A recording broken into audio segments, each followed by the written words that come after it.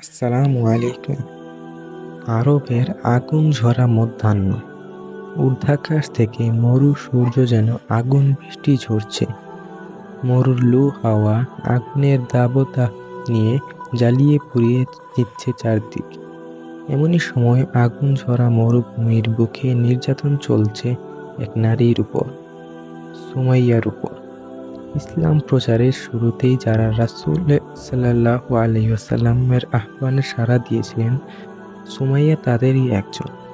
সুমাইয়া নারী দেহ ভঙ্গুর, স্পর্শকাতর, কিন্তু আত্মা তার অজেয়। বক্ষে তার বিশ্বাস, ঈমানের দুর্জয় শক্তি ও সাহস।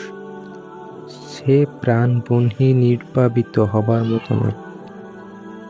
সুমাইয়ার উপর এ নির্যাতন কেন?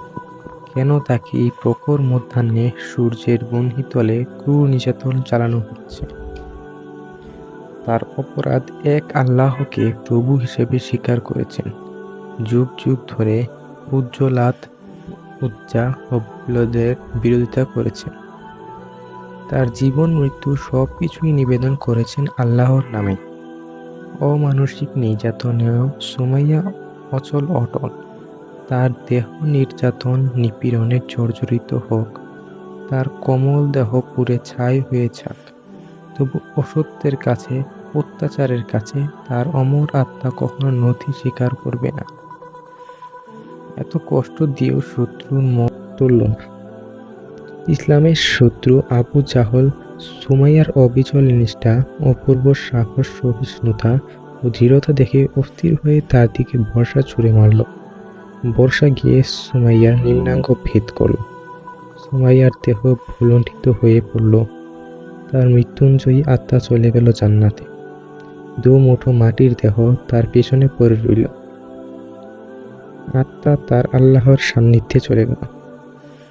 সুমাইয়ার পবিত্র রক্তে আরবের মাটি রঞ্জিত হল। সেই রক্তে উত্তপ্ত হল ভবিষ্যতের শত সহস্র শাহাদাত, আত্মত্যাগের বীজ।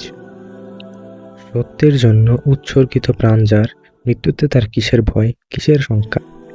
সুমাইয়ার কন্যা হযরত উমামার উপরও চলল অকথ্য নির্যাতন। তপ্ত বালুর উপর, পাথরের উপর তাকে জোর করে শুইয়ে রাখা হতো। উত্তপ্ত মরুর সূর্যের প্রখর কিরণে তাকে আরো উত্তপ্ত করে তুলত। মধ্যাহ্নে ঘণ্টার পর ঘণ্টা তাকে দাঁড়িয়ে থাকতে হতো উন্মুক্ত মরুর প্রান্তরে। উষ্ণ লু হাওয়া তার সর্বাঙ্গ ঝলসে দিত, আত্মা তবু নত স্বীকার করেনি।